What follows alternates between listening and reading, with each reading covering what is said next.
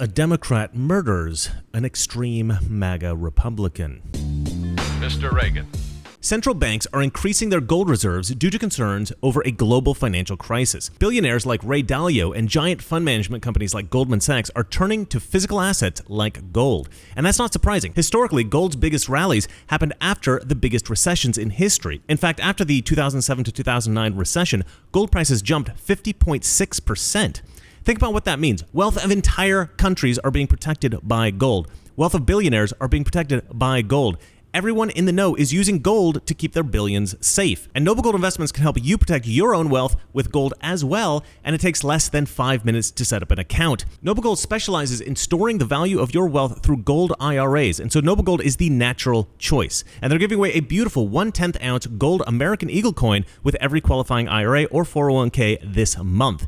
Do something different. You can't go wrong with Noble Gold. Call the team now at 877-646-5347 or visit noblegoldinvestments.com. That's noblegoldinvestments.com. All right, so this is a very sad story. This comes to us from North Dakota. I'm just going to read it here. I just found this out. That's why I'm a little bit disheveled. It's almost 3 in the morning, but I'm like, I want to do this video because this is nuts. This comes from the Grand Forks Herald. It's a story written by Matt Henson. And this kid looks like just like the nicest kid. This truly is a tragedy. Headline: Driver admitted to intentionally killing teen at North Dakota street dance after political dispute. Court papers say 41-year-old Shannon Brandt confessed to a 911 dispatcher and police that he killed 18-year-old Kaylor Ellingson due to a political dispute. Unbelievable. According to court papers, it was not an accident, but apparently a politically motivated attack. The fatal vehicle pedestrian incident happened early Sunday morning, September 18th, in McHenry, North Dakota, about 120 miles northwest of Fargo and 54 miles north of Jamestown. Prosecutors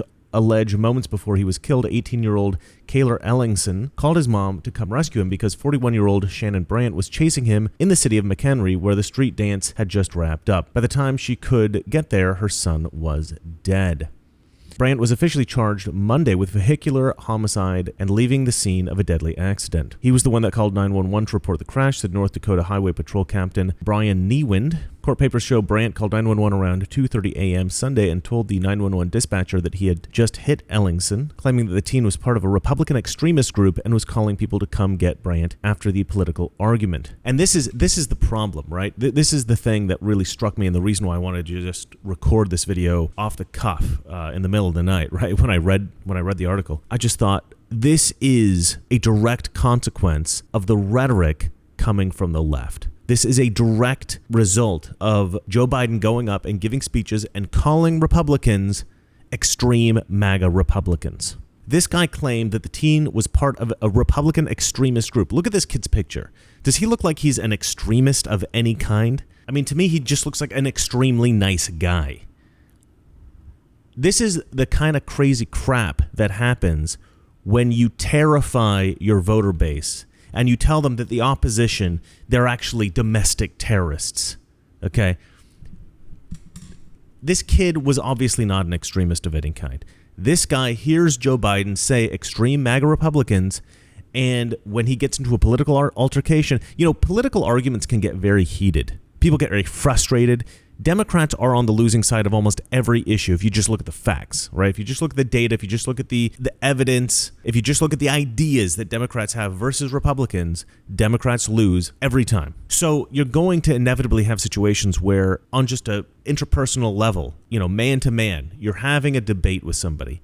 The Democrats almost always going to leave frustrated and angry. And this is why I mentioned in a previous video, do not just try to destroy a Democrat in a debate, because, and I didn't say it because, your life is going to be in danger, right? I didn't even think about that. I just said that because I thought, you're not going to convince somebody. Somebody's going to be hardened against you once you defeat them in an argument, clearly, right? When you humiliate them. But in this case, I'm pretty sure what probably happened here was that this poor kid, Ellingson, probably just humiliated this guy, Brandt. I mean, Ellingson is 18, and this Brandt guy is 41. And I mean, he looks like a pretty big dude. God, I feel so bad for this kid. I mean,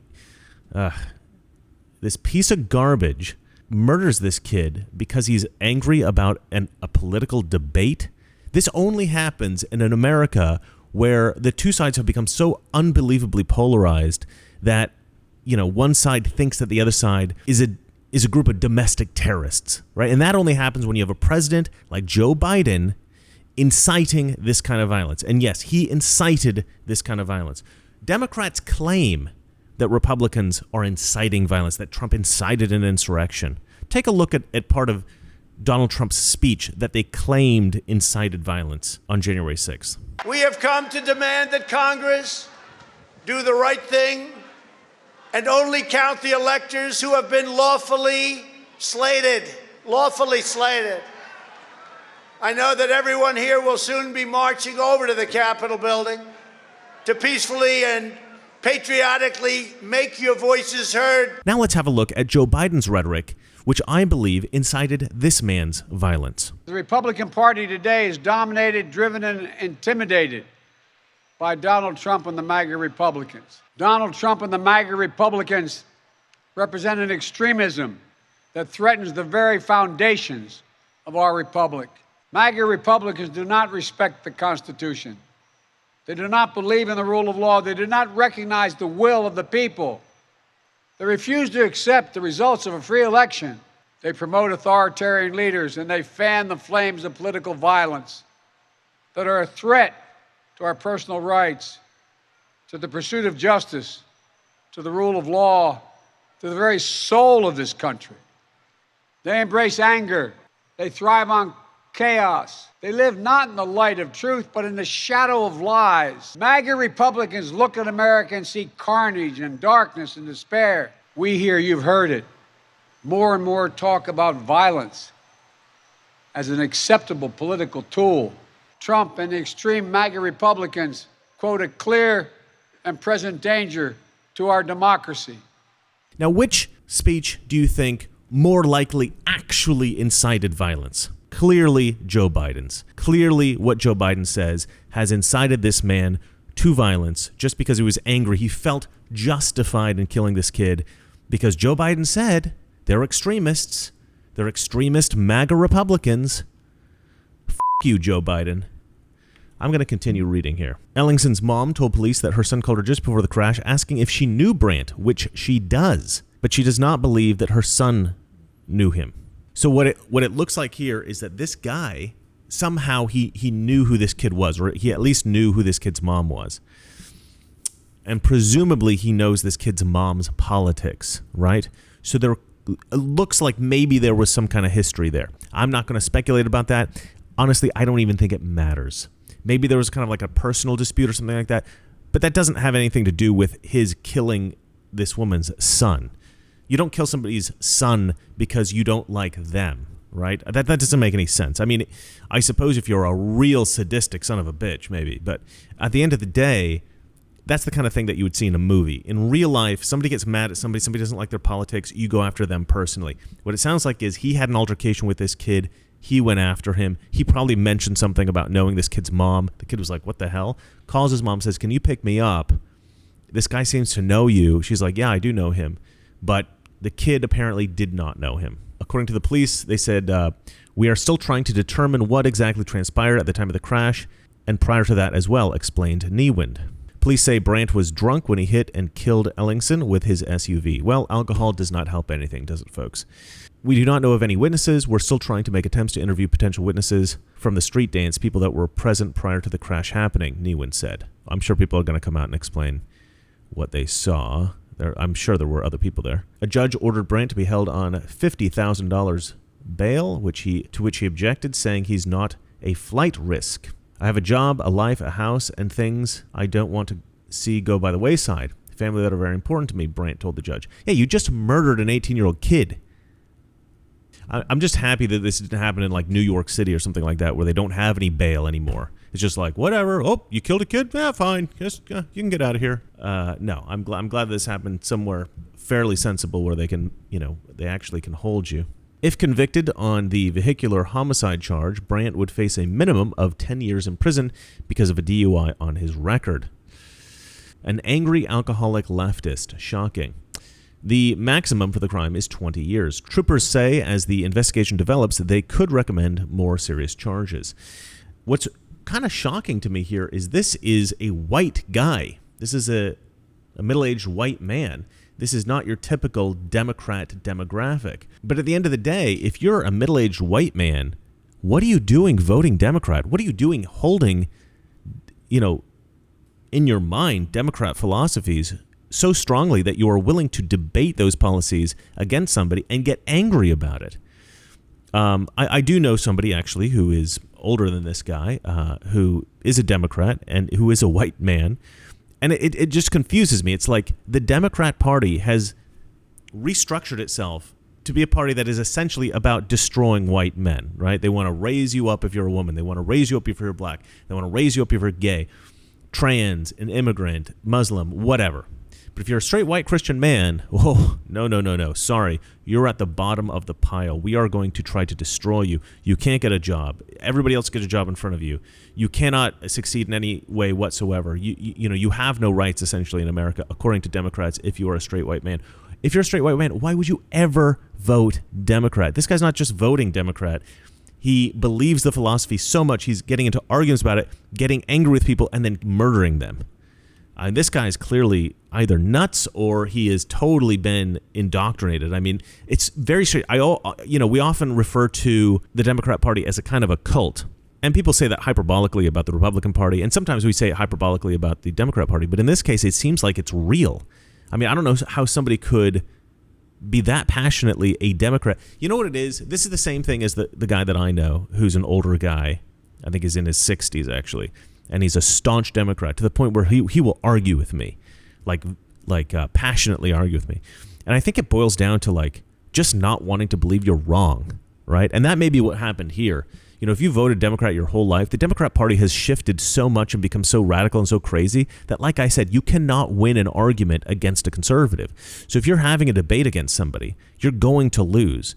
And that kind of cognitive dissonance is very difficult for people. They can't reconcile the fact that they have been wrong essentially their whole life. They've backed the wrong horse. They are on the losing team. They are now on the team of bad ideas, and it is obvious.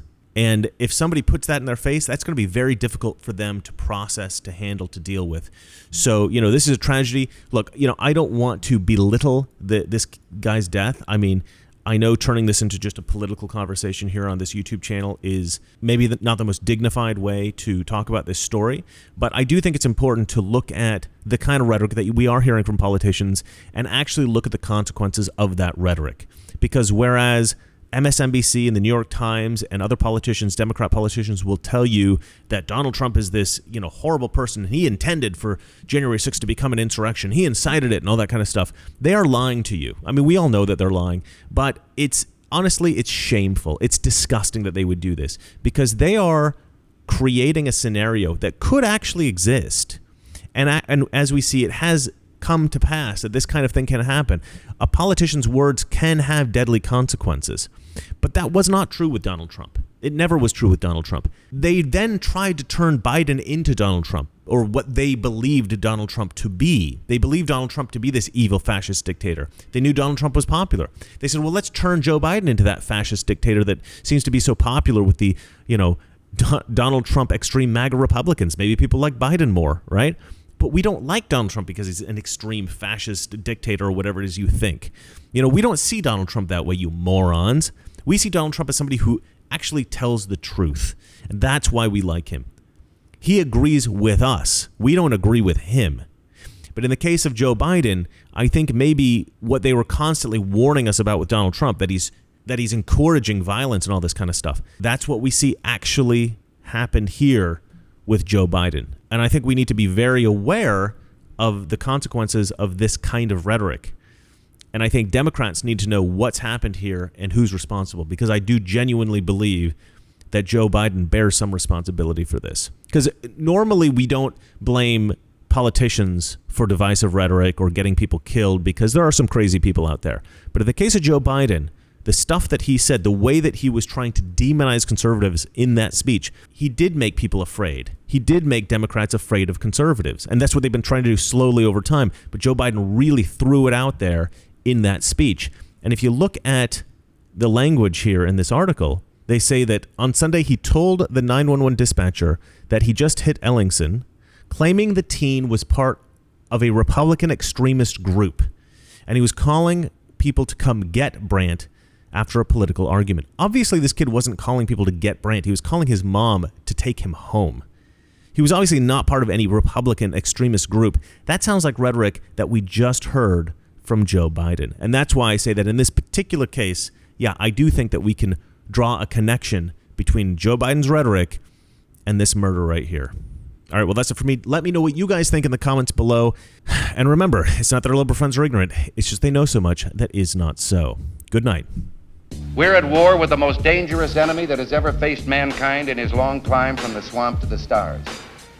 And it's been said if we lose that war, and in so doing lose this way of freedom of ours, history will record with the greatest astonishment that those who had the most to lose did the least to prevent its happening.